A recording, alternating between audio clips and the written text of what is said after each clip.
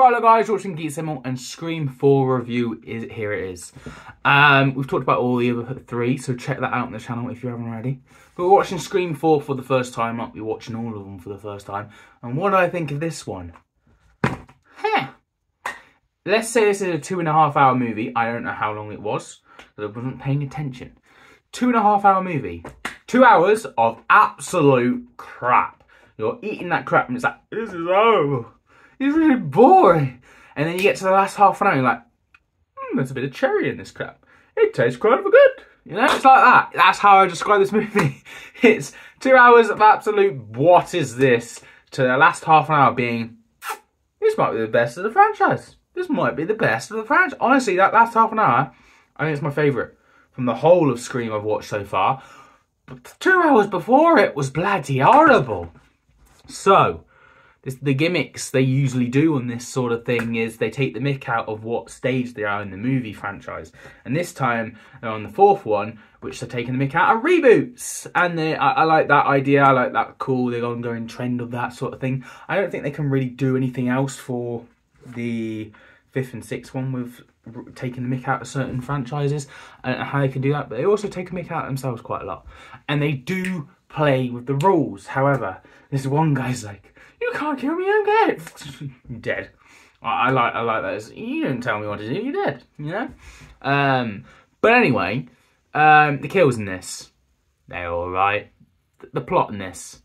The acting was so bad that you kind of suspect everyone. And maybe that's on purpose with this stuff. But I've said the dialogue throughout the whole franchise has been cheesy.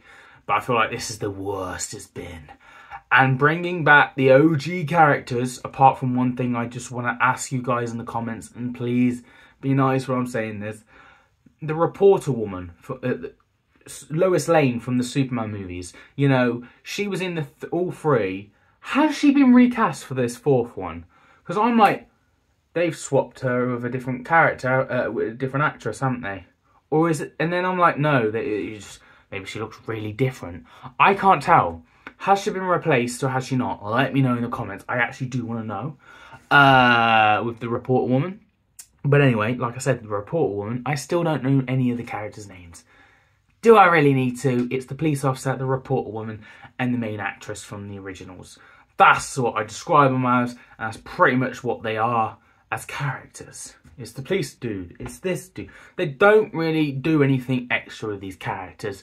And I actually feel like with the third one, they ended off the characters quite well. And it felt like a good ending.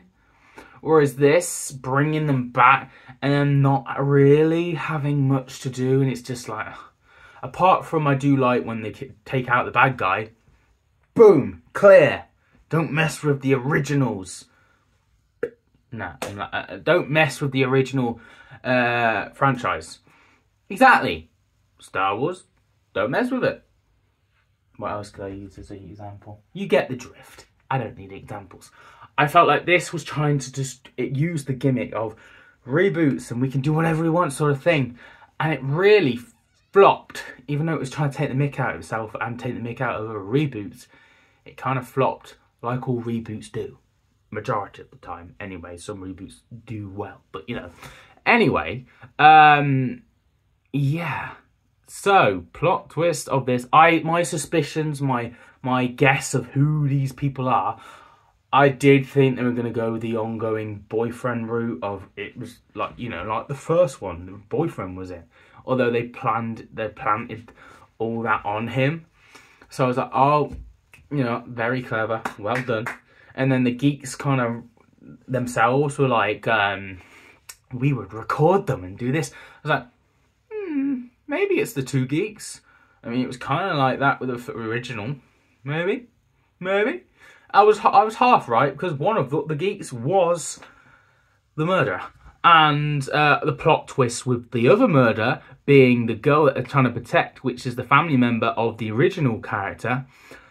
I was like, whoa. I was not expecting that. I was like, bravo. And then we started getting into gear, and she was having him, her partner's gone, she was shooting the boyfriend, and then she actually stabbed the original character, and she was battering herself in this room, and then she gets what she wants, fame, and she's trying to hold in her smile at this, and then she goes to the hospital, and I'm talking about the final part because that's the bit I loved. Everything else was quite boring, flat, and dead. I'm just saying it as it is. This was really a boring film until we got to this point. And then she was in the hospital and she found out the original character survived. And that, obviously, she's jealous of her. Obviously, she's fed up with being a family member and all related to is her and, you know, that sort of thing. And then she goes full circle and tries to take her out in the hospital. And obviously, the police officer and the reporter woman are trying to stop her. They get taken. And then it's just a free-for-all and she's literally taken out the OGs at this point. None of them die. I was like, finally, kill some OG characters because they are quite lucky to be somehow surviving all this. I thought at least a reporter woman, if they did change her character, maybe the original actor was like, I don't want to die in this franchise. Swap me with a different actor to play this role. Maybe I thought that would have been it, because I'm still unsure. Is the reporter the same woman, or is a different actor playing her? I don't know. Let me know.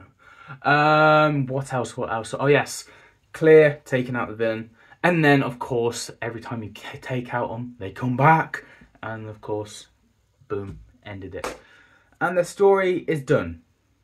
I felt like there was a lot going on in the last half that I really enjoyed, which is easy to just go, this was a really good film for this, and just be happy with what the ending gave us, but just the slow paceness of this film and the aspects of it, it just felt nah. It felt nah. So I'm gonna have to give this out of 10 a 6 out of 10. I'm sorry, it is a 6 out of 10. I think that might be the weakest of the franchise. I think I've scored it. You'd have to go back on my others to check. But yeah, I certainly feel like guilty of putting it that low, but you know, it's a bit better than average, this film, just because of the ending. Otherwise it would kind of be even lower, you know. If they didn't nail the ending, 4 out of 10, you know, not better than average. Yeah, you know. Anyway, we're going to talk about the 5th one next time, so stay tuned for that. I'm a noob to this universe, so I still won't remember the characters' names. You'll just have to go with reporter woman, police officer, and the main actress from the originals, because I can't contain the characters' names. I'm sorry, I'm that bad. But if you do want to continue on, join us for that review, the 5th one, very soon. First time watching. In fact, I'm going to watch it now as I end this video. And also, if you don't like Scream or horror movies, then we do all things Marvel, DC, Indiana Jones, Rick and Morty, you name it. Really is a place to be for a geek like me. So join and subscribe. As always, I'll see you guys on our review very soon. Have a nice day.